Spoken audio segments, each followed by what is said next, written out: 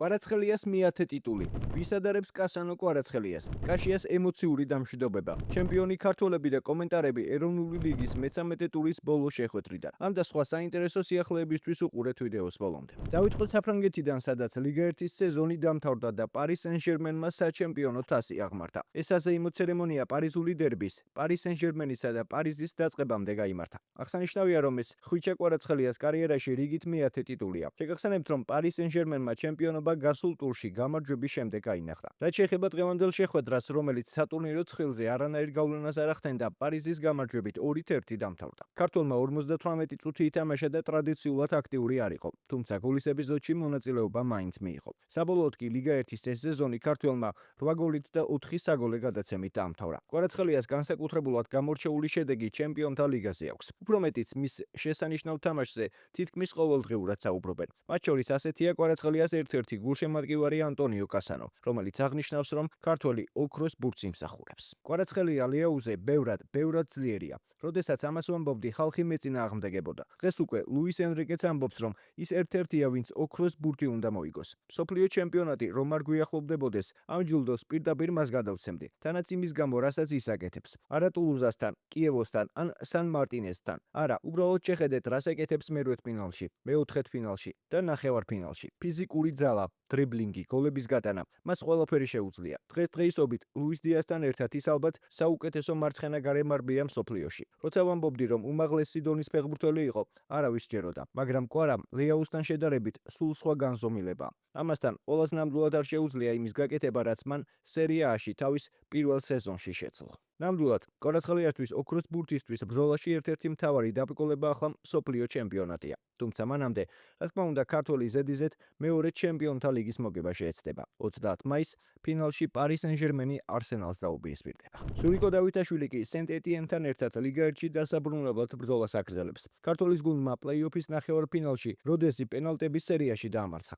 ძირითადი დრო 0-0 დამთავრდა. რაც შეეხება 11 მეტრიანების დაძაბულ სერიას, ის დავითაშვილმა გახსნა და გოლიც გაიტანა. თუმცა გამარჯვებულის გამოსავლენად გუნდებს 10-11 მეტრიანის დარტყმა მოუხდათ. საბოლოო ჯამში მწვანეებმა 7-6 მოიგეს. სენტ-ეტიენი ახლა საფრანგეთის ლიგა 1-ის მე-16 ადგილზე გასულ გუნდს ნიცას დაუპირისპირდება და გამარჯვების შემთხვევაში ლიგა 1-ში დაბრუნდება. გიორგი გულიაშვილი კი რასინგთან ერთად ლა ლიგაში ითამაშებს. ქართველის გუნდმა ლა ლიგის აგზური 2 ტურით ადრე ვალიადოლიდის დამარცხების შემდეგ მოიპოვა. აღსანიშნავია, რომ რასინგი ლა ლიგას 14 წლიანი პაუზის შემდეგ უბრუნდება. ამ წარმატებაში, რა თქმა უნდა, ქართველის წვლილიც დიდია. 24 წლის გულიაშვილმა ლა ლიგა 2-ში ჩატარებულ 17 შეხვედრაში 6 გოლი გაიტანა და 2 საგოლე გადაცემა გააკეთა. აღსანიშნავია ისიც, რომ გიორგი გულიაშვილი მე-6 ქართველი ლეგიონერი გახდება, ვინც ესპანეთის უმაღლეს დივიზიონში ითამაშებს. რაც შეეხება ვალიადოლიდთან შეხვედრას, აქ რასინგმა 4-1 გაიმარჯვა. ქართველმა 23 წუთზე სავარაუდოდ კოჭის ტრავმა მიიღო და შეცვალეს. თუმცა როგორია მისი ჯანმრთელობის მდგომარეობა, ამის ოფიციალური პასუხი ჯერ არ გავრცელებულა. ლუკა ლოჩაშვილმა კი გერმანიის მეორე ბუნდესლიგის სეზონი გოლით და მერვე ადგილით დაამთავრა. ბოლო ტურში ნიურნბერგი ჰანოვერს ესტუმრა და ფრედ 3-3 ითამაშა. აღსანიშნავია, რომ მეორე ტაიმის სტარტზე, როდესაც ქართველის თანაგუნდელი საჯარიმოდან ბურთის გამოტანას ცდილობდა, ბურთი ლოჩაშვილს მოხვდა და ავტოგოლი ჩაითვალა. თუმცა ქართველმა ეს მდგომარეობა 93 წუთზე გოლით გამოასწორა და გუნდს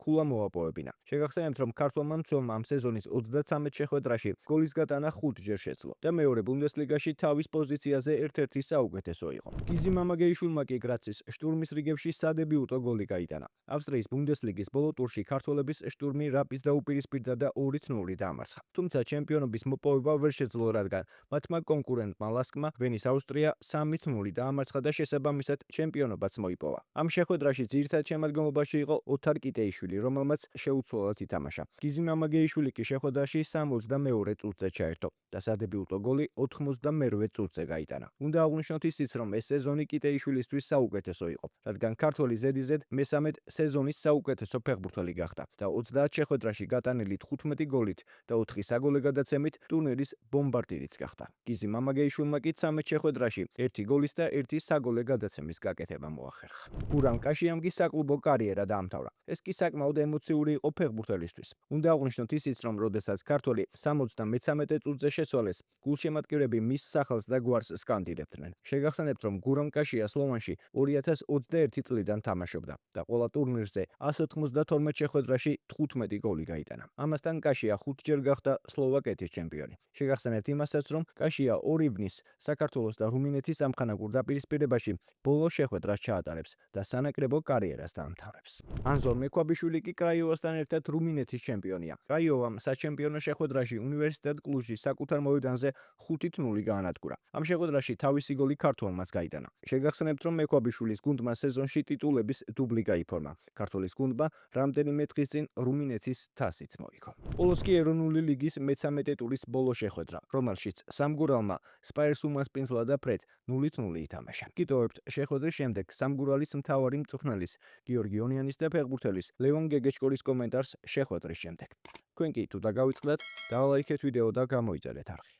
მინდა გულშემატკივრებს მადლობა უთხრა ძველი თამაშის განმავლობაში გვამხნევებდნენ. ცუდია რომ ვერ შევძელით მათი გახარება და სამი ქურის აღება საკუთარ კედლებში, მაგრამ ვეცდებით რომ სხვა თამაშებში უფრო მეტად კონცენტრირებულები და უფრო მეტად კარგი თამაში ვაჩვენოთ ორივე ტაიმი და შედეგზე ავსახოთ ეს ყველაფერი. მომდევნო თამაშიც რა თქმა უნდა რთული თამაში იქნება, არსებობს საქართველოს ჩემპიონატში რომელიმე თამაში ადვილი და ეს ჩანს კიდევაც და ისეთი სიმჭიდროვეა ქულებში, რომ ზუსტად მაგის მანიშნებელია ეს ყველაფერი. რუსთავის კარგი გუნდია და ამიტომაც იმყოფება ცხრილის ზედა პოზიციაზე და რთული თამაში იქნება, მაგრამ ეს იმას არ ნიშნავს, რომ ჩვენ ჩავალთ იმისთვის, რომ უბრალოდ ჩავიდით და მაქსიმალურად არ დავიხარჯოთ და ჩვენ დავიხარჯებით მაქსიმალურად, დავიხარჯებით არა იმისთვის, რომ უბრალოდ დავიხარჯოთ, დავიხარჯებით იმისთვის, რომ სამი ქულა მოვიპოვოთ და სამი ქული დავბრუნდეთ სახლში. განსხვავებული ორი ტაიმი გამოვიდა, პირველი ტაიმი ცოტა ასე ვთქვათ, გარდამავალი უპირატესობით მიდიოდა, ხან ჩვენ გქონდა უპირატესობა, ხან მოწინააღმდეგეს და ვფიქრობ, რომ უფრო ჩვენ გვეკუთვნოდა განსაკუთრებით მეორე ტაიმის გათვალისწინებით მოგება, ბევრად მეტი მომენტი შევქმნით და ვფიქრობ ცოტა არ გაგვიმართა რაღაც მომენტებში, თორემ შეიძლებოდა ამ თამაშის სამი ქულის აღება.